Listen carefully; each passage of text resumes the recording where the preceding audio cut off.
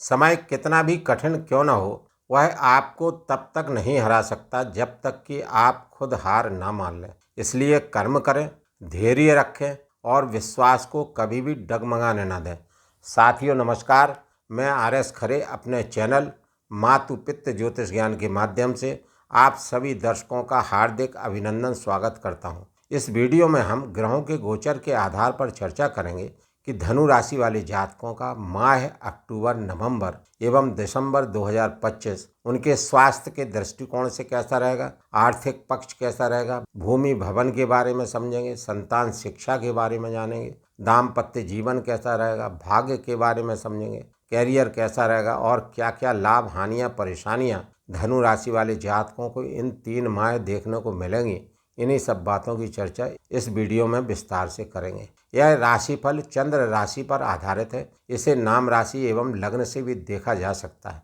माह प्रारंभ से ही कुंडली चार्ट में दिख रहे ग्रहों के गोचर की स्थितियां कुछ इस प्रकार हैं। धनु राशि के तृतीय भाव कुंभ राशि में राहु देव गोचर कर रहे हैं। चतुर्थ भाव मीन राशि में शनिदेव महाराज का गोचर हो रहा है। सप्तम भाव मिथुन राशि में देव गुरु बृहस्पति गोचर कर रहे हैं। भाग्य भाव सिंह राशि में शुक्र देव केतु देव का गोचर हो रहा है। दशम भाव कन्या राशि में सूर्य देव बुध देव गोचर कर रहे हैं और लाभ भाव एकादश भाव तुला राशि में मंगल देव का गोचर हो रहा है। इन ग्रहों के गोचरीय प्रभाव एवं राशि परिवर्तन से धनु राशि वाले जातकों के 3 माह कैसे रहेंगे, इसी की चर्चा यहाँ पर करेंगे। धनु राशि वाले जातकों के राशिपति लग्नाधिपति देवगुरु बृहस्पति हैं और देवगुरु बृहस्पति सप्तम भाव में मिथुन राशि में गोचर करते हुए चले आ रहे हैं और अपनी पंचम दृष्टि से लाभ भाव को, सप्तम दृष्टि से आपको स्वयं को और नवम दृष्टि से पराक्रम भाव को देखेंगे। जब भी देवगुरु बृहस्पति केंद्र भाव में गोचर करते हैं तो जातकों को विशेष शुभ फलों की प्राप्ति कराते हैं। किम कुर्वन्ति ग्रह सर्वे यश केंद्रे बृहस्पति।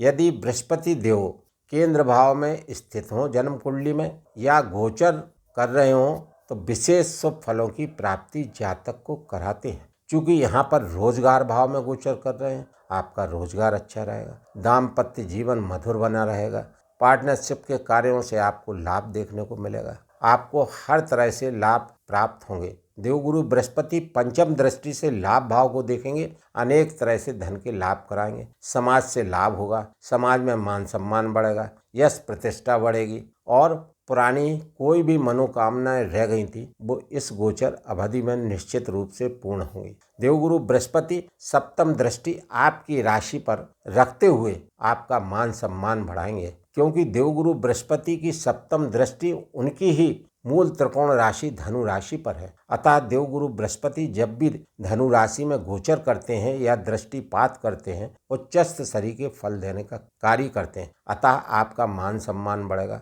आपका स्वास्थ्य अच्छा रहेगा, मानसिक रूप से आप प्रसन्न रहेंगे और पुरानी परेशानियों से आपको मुक्ति मिलेगी। नए नए अच्छे अवसर प्राप्त होंगे, रुके हुए कार्य पूर्ण होंगे और जो चुनौतियां पिछली चली आ रही थी उनसे आप मुकाबला करने में सक्षम होंगे। कुल मिलाकर देवगुरु बृहस्पति की सप्तम दृष्टि बेहद शानदार है, आपको हर तरह से रक्षा कवच की स्थिति में रखेंगे। देवगुरु बृहस्पति की नवम दृष्टि पराक्रम स्थान पर होने से देवगुरु बृहस्पति आपके साहस, बल, पराक्रम, पुरुषार्थ में वृद्धि करेंगे। ये चूंकि ज्ञान के कारक है, ऐसा ज्ञान आपको देंगे जिससे इस ज्ञान के कारण से आप कैरियर में उन्नति कर पाएंगे, क्योंकि कैरियर भाव के स्वामी बुध हैं जो बुद्धि के कारक हैं और देवगुरु बृहस्पति ज्ञान के कारक हैं। जब बुद्धि और ज्ञान का समन्वय होता है तो कैरियर में विशेष उन्नति देखने को मिलती है। अतः देवगुरु बृहस्पति की दृष्टियां बेहद शुभ हैं। देवगुरु बृहस्पति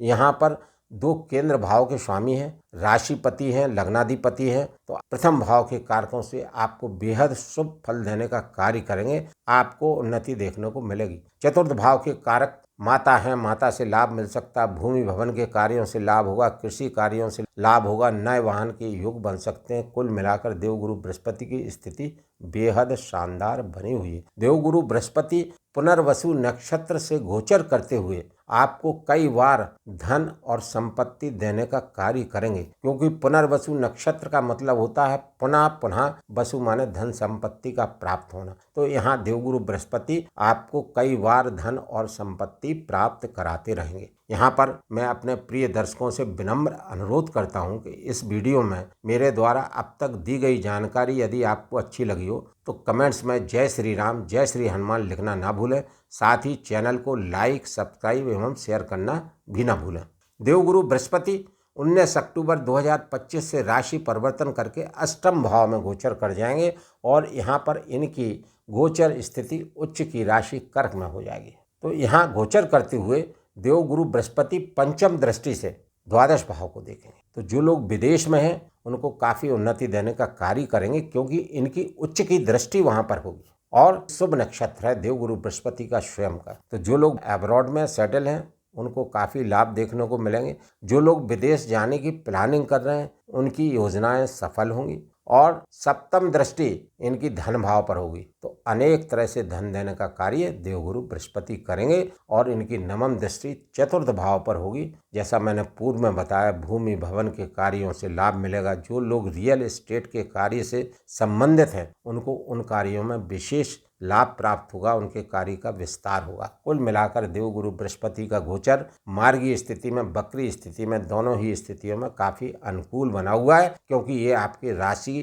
के स्वामी राशिपति लग्नाधिपति हैं। माह प्रारंभ में चंद्रदेव धनु राशि में गोचर करते हुए सप्तम दृष्टि से देवगुरु बृहस्पति को देख रहे हैं और देवगुरु बृहस्पति सप्तम दृष्टि से चंद्रदेव को देख रहे हैं और इस तरह परस्पर दृष्टि संबंध बनाते हुए गज केसरी योग का निर्माण कर रहे हैं। इस गज केसरी योग के निर्माण से आपका रोजगार अच्छा रहेगा, आपको प्रसिद्धि मिलेगी, धन पर्याप्त मात्रा में मिलेगा, मान सम्मान विशेष रूप से प्राप्त होगा, आपको प्रसिद्धि प्राप्त होगी, हर तरह से लाभ ही लाभ देखने को मिलेंगे। यह गज केसरी योग के फल चमत्कारिक रहेंगे जो आपको प्राप्त होंगे। सूर्यदेव यहाँ पर आपकी राशिपति लग्नाधिपति देवगुरु बृहस्पति के लिए भाग्येश हैं। भाग्येश होकर कन्या राशि में बुध देव के साथ दशम भाव में गोचर कर रहे हैं। दशम भाव में सूर्य देव की स्थिति बेहद शुभ मानी गई है। कैरियर में उन्नति देने का कार्य करते हैं। यहाँ पर सूर्य देव दिग्बली होते हैं, इनको दिग्बल प्राप्त होता है। इस दिग्बल से आपके कैरियर में चार चांद लगाने के कार्य करते हैं। जो लोग सेना में हैं, पुलिस में हैं, उनको विशेष उन्नति के अवसर इस गोचर अवधि में निश्चित रूप से प्राप्त होंगे। सूर्य देव